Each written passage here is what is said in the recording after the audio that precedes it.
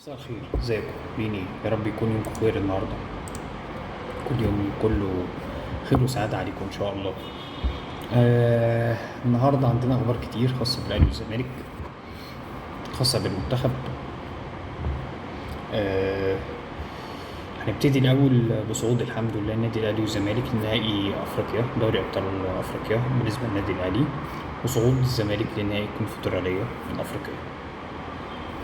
احتمال كبير ان الكونفدرالية تكون اخر سيزون ليها السنة دي، ما تكملش تاني، تتلغي عشان هيبقى بديل ليها السوبر ليج اللي كان واخده سان داونز.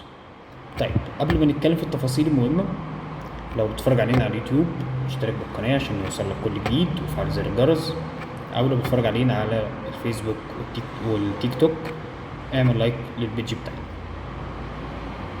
طيب اول حاجة، النادي الاهلي كسب مباراته قصاد مازيمبي، مباراة العودة في القاهرة 3-0. طبعا ما كانش حد متوقع ان الاهلي يكسب بعد بالاخص يعني نهاية الشوط الاولاني 0-0. يكسب 3-0. كان في اخطاء كولر ظبطها في الشوط الثاني بالذات نص الملعب. لعب اكتر، ضيعنا فرص. الاهداف اللي جت كانت اهداف حلوه، خاصه الجون الثاني بتاع وسام بن علي، مهاجم كويس جدا. علي معلول عمل عرضيه جميله جدا. في بعض اللعيبه ظهرت بمستوى جيد جدا، زي وسام بن علي، زي علي معلول، زي بيرستاو كان ظاهر كويس، مصطفى شوبير، كذا لعيب في النادي الاهلي كانوا ظاهرين بشكل كويس. شفنا في المباراه، ودي نقطه هنرجع لها في نص الفيديو، عصبيه عمرو السوليه وحسين الشحات، بس خليكم معايا. الشوط الاولاني كولر قام باخطاء، كان عنده اخطاء خلت فريق مازيمبي يضغط النادي الاهلي في الشوط الاولاني. عدل من اخطائه دي. دايما لو انتوا تاخدوا بالكم انتوا بتتفرجوا على ماتشات الاهلي، كولر بالذات دايما يا اما بيبقى عنده اخطاء الشوط الاولاني ويصلحها في الشوط الثاني، او بيبقى ماشي جوه الشوط الاولاني ويرجع يغلط في الشوط الثاني. ما عندوش مباراه كامله بيلعبها من اولها لاخرها، اذا كان في التشكيل بينزله صح في من اول مباراه وكمان تغييرات يعملها صح، لا، لازم بيبقى عنده فيه مشكله في الشوط الاولاني او الشوط الثاني وبيعدلها بعد كده، او بيكون نازل كويس ويبوظها بعد كده. اتمنى ان كابتن كولر ومستر كولر يظبط حاله بقى في المباراه الجايه اللي مع الترجي، او المباراه هتتلعب في تونس، مباراه العوده ان شاء الله في القاهره. الترجي ما هوش الترجي بتاع السنين اللي فاتت، ما هوش بتاع السنه اللي كسبناها فيها 2-0 و3-0 في الذهاب والعوده. لا، الترجي السنه دي مختلف. معظم لعيبته لعيبه صغيره، اوكي، بس الفرقه مختلفه. الفرقه شد حيلها، الفرقه واقفه على رجليها، كسبت صن داونز في جنوب افريقيا 1-0، كسبت صن داونز 1-0 برضو في تونس. عملت ماتشين كويسين جدا، صعدت النهائي عشان هي تستحق تصعد النهائي. معاهم مدير فني كويس جدا، لعب مباراه العوده في جنوب افريقيا تكتيك عالي جدا، كان قافل الملعب، كان قافل مفاتيح لعب صن داونز، لعب على الهجمات المرتده، عرف يستغل الموقف وجاب جول في الشوط الثاني. ففرقه الترجي السنه دي غير كل سنه. فرقه الترجي هيبقى فعلا نهائي قوي ما بين الاهلي والترجي التونسي. ده بالنسبه للنادي الاهلي. النادي الاهلي كمان عنده مباراه بكره مع الاسماعيلي في الدوري المصري. وفي استبعاد لقفشه هنتكلم عليه، هو وحسين الشحات وعمرو السوليه في وسط الفيديو. استبعاد لقفشه، استبعاد لمحمد الشناوي عشان اتصاب في التمرين، بس اصابه خفيفه ان شاء الله مش هتطول. استبعاد بتاع محمد طاهر وحمزه علاء، وفي 2 لعيبه كمان. دول اللي استبعدهم من القائمه. تمام. طيب هنخش على نادي الزمالك. مبروك لجمهور نادي الزمالك، تأهل نادي الزمالك لنهائي الكونفدرالية. هيقابل في النهائي عفوا نهضة البركان المغربي، فرقة كويسة جدا، فرقة تقيلة. عفوا فرقة بتلعب كورة، فرقة وصلت النهائي بطريقة غريبة. مباراة اتحاد العاصمة كانت نهضة البركان كان قابل اتحاد العاصمة في قبل النهائي. المباراة اللي كانت في الجزائر اتحسبت لصالح نهضة البركان 3-0. ده قصة كده خاصة بين عدم دخول التيشيرتات لعيبة نهضة البركان عشان عليها خريطة المغرب، وفي جزء منها قصه سياسيه بحته ما بين المغرب والجزائر. المهم المباراه الاولانيه انت الاتحاد الافريقي انهاها ب 3-0، او ان الفريق المغربي نهضه بركان خد اول مباراه في الجزائر 3-0. والمباراه الثانيه اتحاد العاصمه اصلا ما راحش المغرب، ما نزلش الملعب، فيعتبر انسحاب، فصعد بالطريقه دي. بس ده ما يمنعش ان هو فرقه كبيره وصلت قبل النهائي، فرقه محترمه بقى لها كذا سنه بتلعب في الكونفدراليه كويس. ولو تفتكروا كانت كسبت النادي الاهلي في مباراه السوبر. تمام كده؟ تمام. طيب يبقى ماتش الاهلي والزمالك مباراتين تقال، فرقتين هنقابلهم من شمال افريقيا تقال. لازم الاهلي والزمالك يخلي بالهم. المصلحه الكويسه في القصه ان انت مباراه العوده للاهلي وللزمالك في القاهره، النهائي هيبقى على ارضك في مباراه العوده، فجمهورك هيبقى محفزك وحواليك. يا ريت تستغل الموقف، ويا ريت ما يحصلش ولا يتكرر اللي حصل مع نادي الزمالك في المباراه اللي فاتت لما ما استغلش الموقف وخلص الماتش 0-0 وراح خلص بره 3-0. وده على فكره ما كانش متوقع ان الزمالك يكسب الماتش ب 3-0. كان متوقع ان شاء الله باذن الله ان الزمالك يكسب، لكن مش بالشكل اللي كان ملفت انه يكسب 3-0. ده شيء كويس جدا. بس يا ريت نقفل لعب في الاهلي والزمالك، يبقوا منزلين مقفلين لعب على بره ويلعبوا على هجمه مرتده، وما نيجي مصر ان شاء الله نكمل طريقتنا ونكسب المباراه ونكسب النهائي. هنتكلم اكتر في التحليلات وقت قرب المباراتين. ده بالنسبه للاهلي والزمالك. طيب تعالى بقى اكلمك على العقوبات. في عقوبه طلعت امبارح على حسين الشحات وعمرو السوليه. عمرو السوليه ليه وهو خارج من الماتش اتعصب ورمى ازازه الميه، المشهد كله مصريين كلهم شافوه. نزلت عليه غرامه حوالي 100 و 150 الف جنيه. حسين الشحات رمى التيشيرت اللي هو القط اللي انت بتبقى اللعيبه لابساه على الدكه، رماه على الارض. مش عاجبه ان هو ما نزلش لعب المباراه، غرامه نفسها اختها. طيب قفشه، ايه بقى اللي حصل مع قفشه؟ دي اخبار مش هتسمعها غير هنا في الفيديو ده. قفشه بعد مباراه مازيمبي واللعيبه في غرفه خلع الملابس بعد نهايه المباراه مكسب النادي الاهلي، قفشه وقف واتكلم قصاد اللعيبه مع مستر كولر وقال له باللفظ انت مش مدير فني عادل. الاخبار دي مش هتسمعها غير هنا. انت مش مدير فني عادل، انت اللي انت بتطلع تقوله في التصريحات الصحفيه في المؤتمرات الصحفيه وعلى السوشيال ميديا مختلف تماما عن الواقع. انت بتقول ان اللي بيتمرن كويس واللي بيجتهد في الملعب في التدريبات هو ده اللي هيلعب المباريات، برغم ان احنا بنشوف لعيبه بتبقى بعيده خالص وراجعه من الاصابات وهي دي اللي بتلعب. كولر ما ردش. الكلام ده حصل وسط كل اللعيبه في غرفه خلع الملابس، وعلى اساسه كولر ما ردش.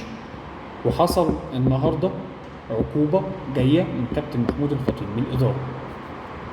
كابتن محمود الخطيب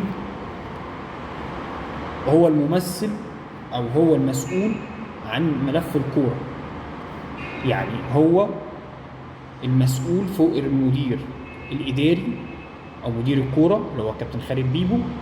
اللي بيجي بعديه ممثل مسؤول عن ملف الكوره هو كابتن محمود الخطيب.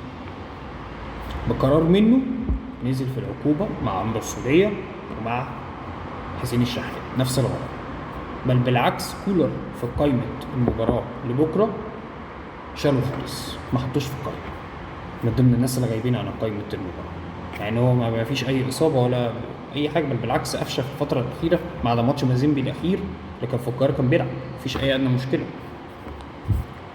دي حاجه تانية. كابتن حسام حسن في الوقت الجاي في اخر 5 في توقف دولي، تمام، بعد انتهاء الدوريات الموجوده على مستوى اوروبا ومستوى العالم كله. طبعا انت مالكش دعوه بالدوري المصري، الدوري المصري هيخلص في شهر 8 او شهر 9، مالكش دعوه بيه خالص.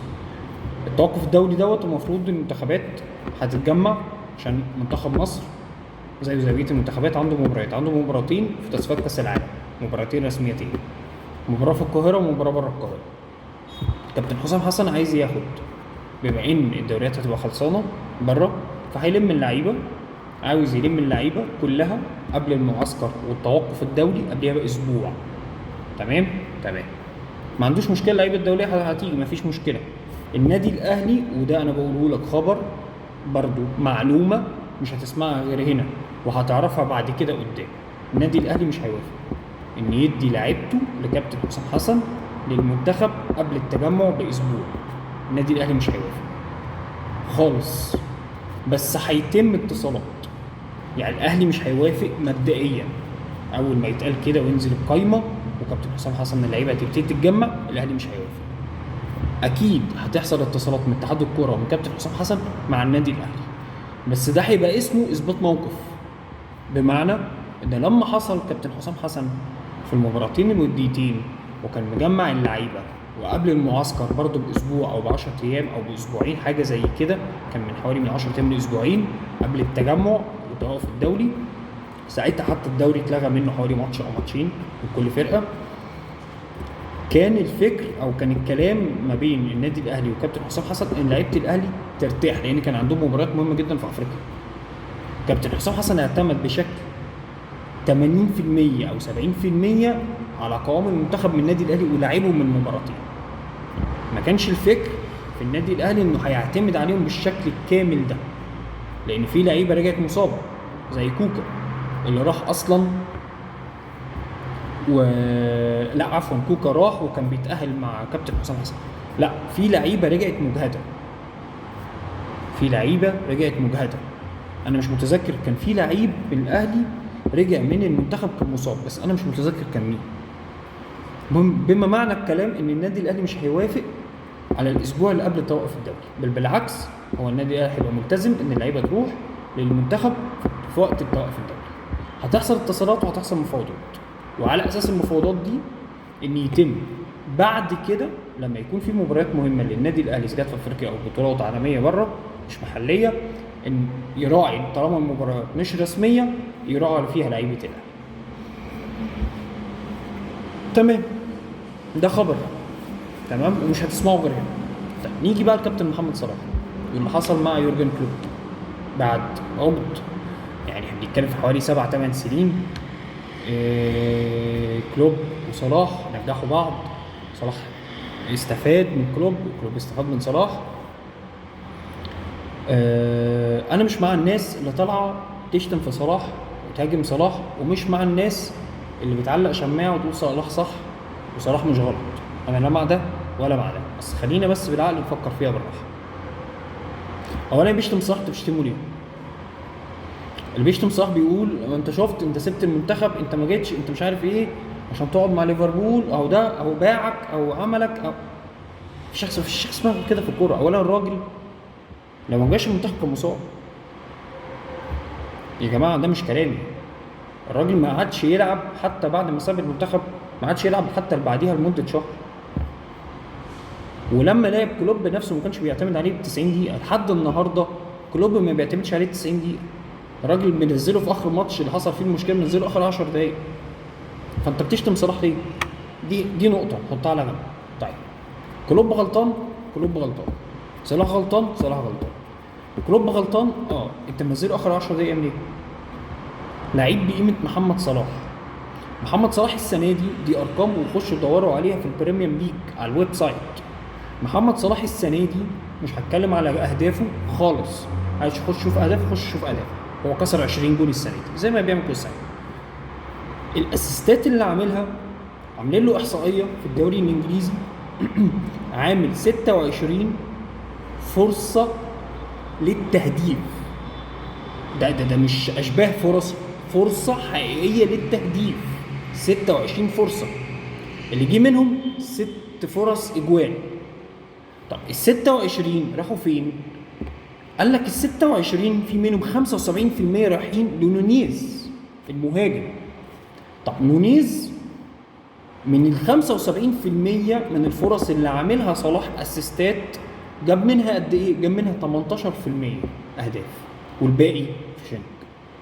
طب تعال اتفرج في فيديو نازل وانتشر جدا امبارح واول امبارح على اليوتيوب وانتشر على التيك توك والفيسبوك، بيوري لك فرص في 16 فرصه بس لمحمد صلاح اسيستات عاملهم لنونيز وغير نونيز. اتفرج على الفرص اللي موجوده في الفيديو، دور على الفيديو هتلاقيه انفرادات قصاد فرق كبيره منهم ارسنال والسيتي توتنهام برايتون، منهم مباريات خلصت بهزيمه ليفربول ومنهم مباريات خلصت بتعادل ليفربول. يعني لو كانت الاهداف دي استغلت كان زمان ليفربول في الوقت الحالي في مكان تاني. انا مش بقول لك ان ده صلاح بس، لا انا بقول لك مدى مساهمته في المباريات، في الاسيستات اللي بيعملها. لو كان اللعيبه اللي جالهم الكور دي خلصوها كان زمان ليفربول دلوقتي ما بينافسش على الثالث والرابع. كان زمانه دلوقتي مش في اخر 4-5 جولات، كان زمانه دلوقتي بينافس على الاول مع السيتي، ويمكن كان فرق بعدد النقط اللي هو كان وقع فيها بالتعادل والخساره. انت فاهم الارقام اللي انا بقولها لك؟ 26 فرصه محققه والاهداف منهم 75% لنونيز، جاب منهم 18%. انت متخيل الارقام؟